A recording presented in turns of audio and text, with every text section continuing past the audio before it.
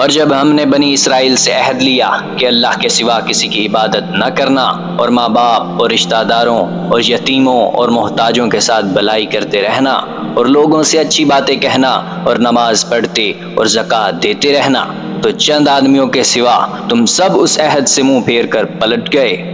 اور جب ہم نے تم سے عہد لیا کہ آپس میں کشت و خون نہ کرنا اور اپنے کو ان کے وطن سے نہ نکالنا، تو تم نے اقرار کر لیا اور تم اس بات کو مانتے بھی ہو۔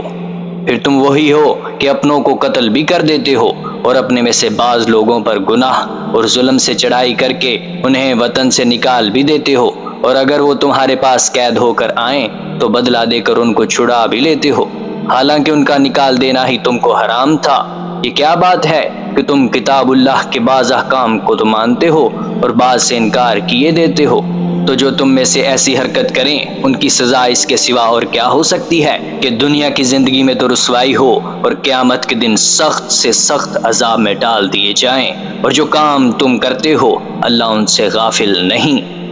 یہ وہ لوگ ہیں جنہوں نے آخرت کے بدلے دنیا کی زندگی خریدی،